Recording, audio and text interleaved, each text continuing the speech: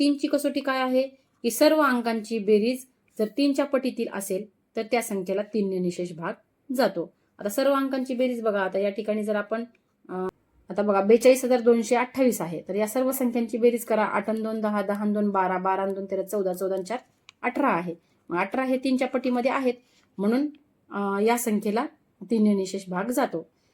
3ची कसोटी काय आहे मग की सर्व अंकांची बेरीज ही 3च्या पटीतील असेल तर त्या संख्येला 3ने निशेष भाग जातो. आता 4ची कसोटी काय आहे पहा. तर 4ची कसोटी अशी आहे की जी संख्या दिलेली आहे त्या संख्येचे शेवटचे 2 अंक जे असतात, ती जी संख्या तयार होते शेवटच्या 2 अंकांनी, तर ते 2 जे अंक आहेत ती संख्या जी तयार झालेली आहे, आता इथं 32 तयार झालेली आहे, तर 32 ही 4च्या पटीमध्ये आहे का, तर आहे. 4 8 32 म्हणजे या संख्येला 4ने निशेष भाग जातो.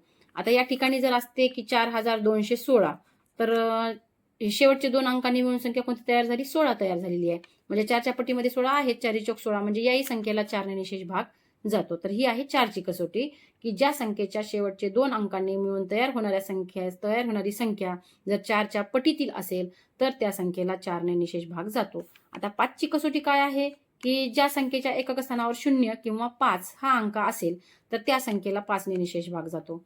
आता 6835 या संख्येचे एकक स्थानावर 5 आहेत किंवा 6830 असते, तर शेवटचे अंक जे आहेत ते म्हणजे 5 किंवा 0 यापैकी कोणताही जर अंक असेल तर त्याला 5ने भाग जात असतो.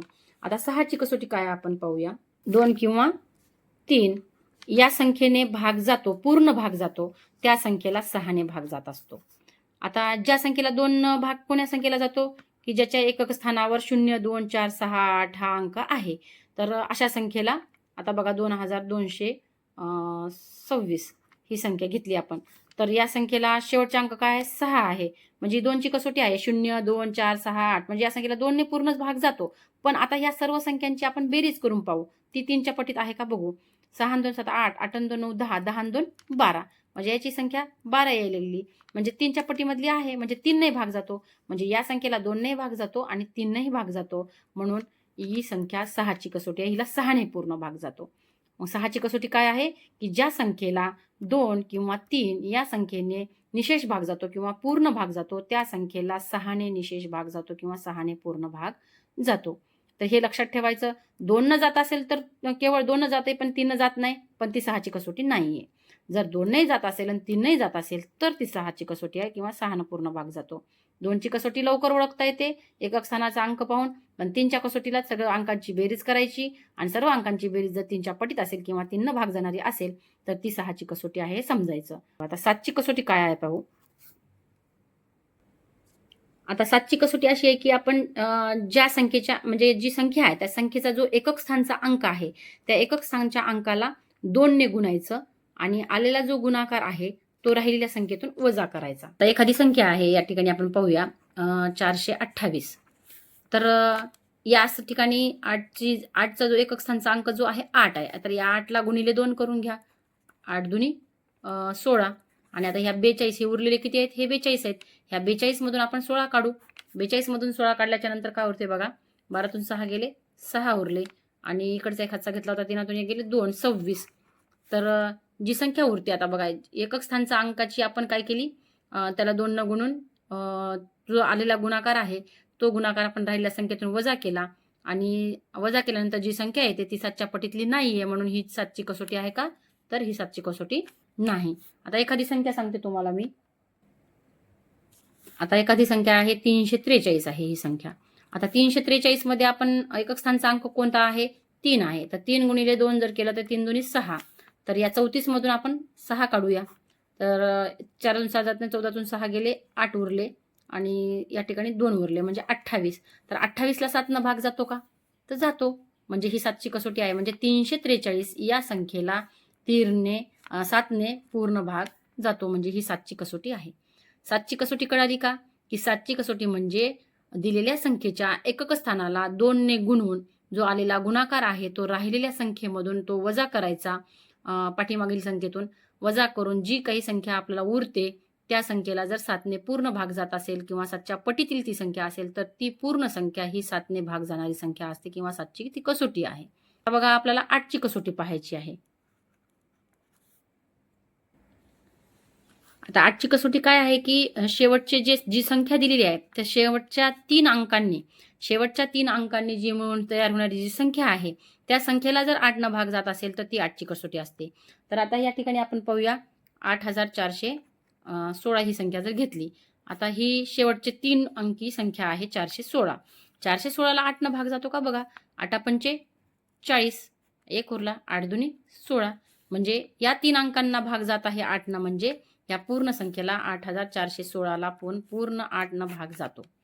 कळालं का. आजची कसोटी काय आहे की शेवटच्या 3 अंकांनी मिळून जी संख्या तयार होत आहे त्या संख्येला जर 8 न पूर्ण भाग जात असेल तर दिलेल्या सर्व संख्येला 8 ने निशेष भाग जातो. सर्वांनी मी जसं सांगत आहे त्या पद्धतीनं लिहून घ्या आणि ह्या कसोट्या पाठ करून घ्या.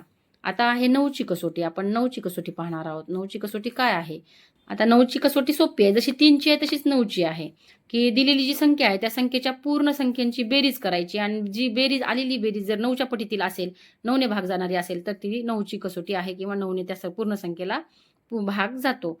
तर आता बघा 4896. आता या संख्येची आपण पूर्ण बेरीज करू. 9 आणि 6 15, 15 4 19, 19 आणि 8 27. आली का बेरीज बरोबर. 8 आणि 4 12, 12 आणि 9 21, 21 आणि 6 27. तर बघा बरं 27 आलेली आहे म्हणजे 9च्या पटीतले 27 आहेत का. 9 त्रिक 27 म्हणजे या पूर्ण संख्येला 9ने भाग जातो. ही 9ची कसोटी आहे. 9ची कसोटीमध्ये 3च्याच कसोटीसारखी 9ची कसोटी आहे. सर्व अंकांची बेरीज करायची. आलेल्या बेरजेला जर 9च्या पटीतील असेल लावलेली बेरीज तर ती 9ची कसोटी आहे. आता 10ची कसोटी काय आहे बघा. 10ची कसोटी तर एकदम सोपी आहे. कारण ज्या संख्येच्या एक स्थानावर 0 असते त्या संख्येला 10ने निशेष भाग जातो. हे लक्षात ठेवायचं. आता 11ची कसोटी काय आहे बघा. 11च्या कसोटीमध्ये असं आहे की आपल्याला जर एखादी संख्या दिलेली आहे 5648. आता ही संख्या दिली तर या ठिकाणी काय करायचं की जे विषमस्थानावरचे अंक आहेत, विषमस्थानावरचे अंकांची बेरीज 5 आणि 4 9 आणि समस्थानावरच्या अंकांची बेरीज 8 आणि 6 14. हे 9 आहेत आणि हे 14 आहेत. तर या दोन्ही मधला जो फरक आहे हा फरक 0 किंवा 11च्या पटीमध्ये येत असेल तर त्या संख्येला 11ने निशेष भाग जातो. आता 14 मधून जर आपण 9 काढले तर किती उरतात. 5 उरतात. पण याच्यामधला फरक 0 आला का नाही, म्हणजे ही 11ची कसोटी नाहीये किंवा 11ने या संख्येला पूर्ण भाग जात नाही. आता एखादी दुसरी संख्या घेऊ आपण. तर आता आपण दुसरी एक संख्या घेऊन बघू. 6534. आता ही संख्या घेतली. या ठिकाणी समस्थानावरचे अंक विषमस्थानावरच्या अंकांची बेरीज काय होते. 6 आणि 3ची 9 होते आणि 5 आणि 4ची बेरीज काय होते. समस्थानावरच्या अंकाची बेरीज 9 होते. या दोन्हीतला फरक काय आहे. 0 आहे. मग आपल्या कसोटीमध्ये काय आहे की दिलेल्या संख्येच्या विषमस्थानावरील अंकांची बेरीज आणि समस्थानावरील अंकांच्या बेरजेमधला जर फरक जर 0 किंवा 11च्या पटीमध्ये येत असेल तर त्या संख्येला 11ने पूर्ण भाग जातो. ही आहे 11ची कसोटी. आता आपण पाहूया 12ची कसोटी. आता 12ची कसोटीमध्ये काय आहे की ज्या संख्येला 3 आणि 4 या दोन संख्यांनी पूर्ण भाग जातो त्या संख्येला 12ने भाग जातो. ज्या संख्येला 3 आणि ह्या 4 या दोन संख्यांनी भाग जातो तर त्या संख्येला 12ने पण निशेष भाग जात असतो. मग 3ची कसोटी काय आहे की 3ची कसोटी ही सर्व अंकांची बेरीज आहे आणि 4ची कसोटी काय आहे. शेवटच्या 2 अंक जर 4च्या पटीमध्ये असतील तर त्या संख्येला 4ने निशेष भाग जातो. मग अशी जर आपल्याला एखादी संख्या दिलेली आहे या ठिकाणी. आता 516 दिलेली आहेत आपल्याला. 516 मध्ये 3ची कसोटी बघा काय म्हणते की सर्व अंकांची बेरीज 6 आणि 1 7, 7 आणि 5 12 म्हणजे हिला 3 न पूर्ण भाग जातो या संख्येला. आता 4 न जाण्यासाठी शेवटचे 2 अंक जर 4च्या पटीत आहेत का आहेत. 4 चोक 16 म्हणजे 4ने पूर्ण भाग जातो आणि 3ने पूर्ण भाग जातो म्हणजे या संख्येला 12ने पूर्ण भाग जातो. हे लक्षात ठेवायचं. कळालं का. मग आपण सगळ्या कसोट्या पाहिलेल्या आहेत.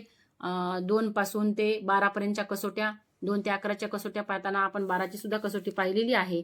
तर या ठिकाणी 2ची कसोटी ज्या संख्येच्या 0 2 4 6 8 अंक असतात एकक स्थानावर त्याला 2ने भाग जातो आणि 3ची कसोटी आहे सर्व अंकांची बेरीज. त्या बेरजेला जर 3च्या पटीत असेल तर त्याला 3ने भाग जातो. 4च्या कसोटीमध्ये शेवटचे 2 अंक जर 4च्या पटीत असतील तर त्याला 4ने भाग जातो. 5ची कसोटी आहे एकक स्थानावर 0 किंवा 5 असतील तर त्याला 5ने पूर्ण भाग जातो. 6ची कसोटी आहे ज्या संख्येला 2 किंवा 3ने भाग जातो त्या संख्येला 6ने भाग जातो. 2ची कसोटी आपण सोपी आहे. 0, 2, 4, 6, 8 अंक असल्यानंतर 2 पण 3चं आहे ते सगळ्यांची बेरीज करून पाहायची. आणि जर 2 नाही जात असेल आणि 3 नाही जात असेल तर तिला 6 नाही जातो. आणि 7ची कसोटी अशी आहे की शेवटचा जो अंक आहे हा शेवटच्या अंकाला गुणिले 2 करायचं आणि जे गुणाकार येतो तो गुणाकार राहिलेल्या संख्येमधून वजा करायचा. मग इकडे किती 3 अंकी जरी संख्या राहिली तर त्याच्यातूनही वजा करायचा आणि आलेल्या वजाबाकीला 7ने भाग जात असेल किंवा 7च्या पटीमधील ती संख्या मिळाली तर ती 7ची कसोटी आहे. त्याच्यानंतर या ठिकाणी आपण 8ची कसोटी पाहिली. 8च्या कसोटीमध्ये काय पाहिलेलं आहे की आपण 8च्या कसोटीमध्ये शेवटचे जे 3 अंक आहेत त्या शेवटच्या 3 अंकाला जर 8ने पूर्ण भाग जात असेल तर त्या पूर्ण संख्येला 8ने भाग जात असतो.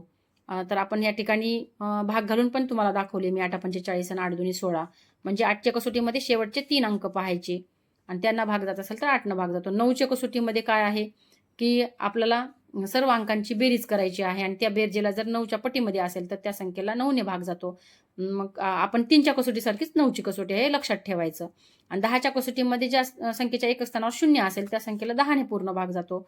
11च्या कसोटीमध्ये काय आहे की विषम स्थानावरचे अंक जे आहेत तर त्यांची बेरीज करायची आणि समस्थानावरचे अंक जे आहेत त्यांची बेरीज करायची आणि आलेल्या बेरजेमधून त्या दोघांची वजाबाकी केल्यानंतर जर फरक 0 असेल किंवा 11च्या पटीतली संख्या येत असेल तर त्याला 11ने पूर्ण भाग जातो. थोडंसं हे तुम्हाला अवघड वाटेल पण अवघड काहीच नाही. संख्यांच्या बेरजा करा समस्थानावरच्या आणि विषम स्थानावरच्या आणि नंतर त्याची वजाबाकी करा, आपल्याला उत्तर मिळून जाईल. आणि 12ची कसोटीमध्ये काय आहे की ज्या संख्येला 3 किंवा 4 भाग जात असेल तर ती संख्या 12ने भाग जात असते. म्हणजे 3 आणि 4ची कसोटी 3ची कसोटी सगळ्या संख्यांची बेरीज करून पहा, त्याला 3 भाग जात असेल मग 4चं पाहत असताना शेवटचे 2 अंक पहा आणि त्याला 4 पूर्ण भाग जात असेल तर मग ती 12ची कसोटी आहे असं समजा. सर्वांना कसोट्या लक्षात आल्या का?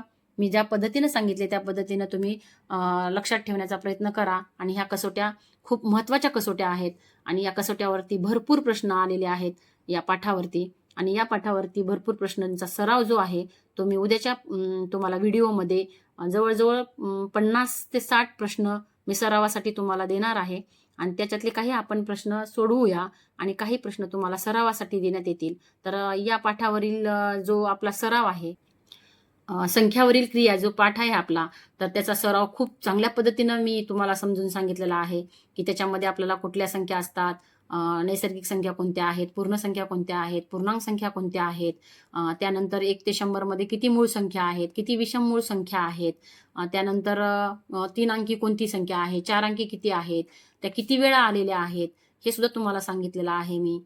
त्यानंतर तुम्हाला मी त्रिकोणी संख्या सांगितलेल्या आहेत. त्रिकोणी संख्या कशा काढायच्या हेही सांगितलं. त्याचं सूत्र दिलं होतं n कंसात n अधिक 1/2. तर त्या पद्धतीने आपण त्रिकोणी संख्या कोणती पण त्रिकोणी संख्या काढू शकतो. n म्हणजे एकूण संख्या असतं. जी काही विचारली आपल्याला कितवी ती आपण टाकून मी तुम्हाला सांगितलं होतं. त्याच्यानंतर आज आपण कसोट्या पाहिलेल्या आहेत. तर या सगळ्या कसोट्या आपल्याला पाठ करायच्या आहेत आणि या कसोट्या पाठ करून घ्या. कसोट्या खूप सोप्या आहेत आणि कसोट्यावरती खूप काही प्रश्न आहेत.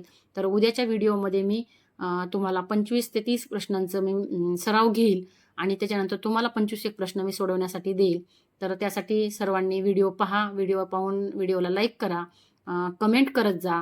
काही तुम्हाला जर त्यामध्ये तुम्हाला जर काही आवश्यक आणखी पाहिजे असेल तर कमेंट करून मला नक्कीच कळवा. मी त्या ठिकाणी तुम्हाला सांगण्याचा प्रयत्न करेल. कारण सर्व काही हे विद्यार्थ्यांसाठीच आहेत. विद्यार्थी हे माझे दैवत आहेत आणि जे काही विद्यार्थ्यांना लागेल माझे विद्यार्थी वर्गातील सोडून या व्यतिरिक्त जेवढे काही विद्यार्थी नवोदयची तयारी करण्यासाठी आज तयार आहेत तर सर्व विद्यार्थ्यांसाठी मी हे करण्याचा माझा प्रयत्न आहे. आणि हा छोटासा प्रयत्न जेवढं काही मला सांगता येईल त्या पद्धतीने मी सांगत जाईल. तुम्ही फक्त मला कमेंटमध्ये सांगत जा की मॅडम याची गरज आहे, हे कळालं नाही, तर त्या पद्धतीनं मी नक्कीच तुम्हाला मी समजून सांगण्याचा प्रयत्न करेल.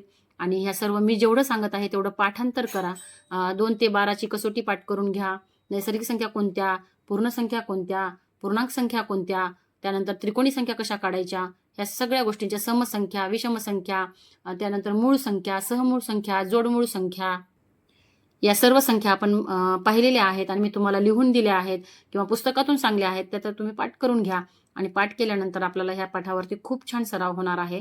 आणि मी उद्याच्या व्हिडिओमध्ये तुम्हाला काही प्रश्न सराव मी त्याचा घेईल आणि तुम्हाला सोडवण्यासाठी काही मी 25 प्रश्न पण देईल संख्यावरील क्रियेसाठी. आणि त्यानंतरचा पाठ जो आहे तो आपण पुढे आपले कंटिन्यू हे व्हिडिओ राहतील तर पाहत राहा.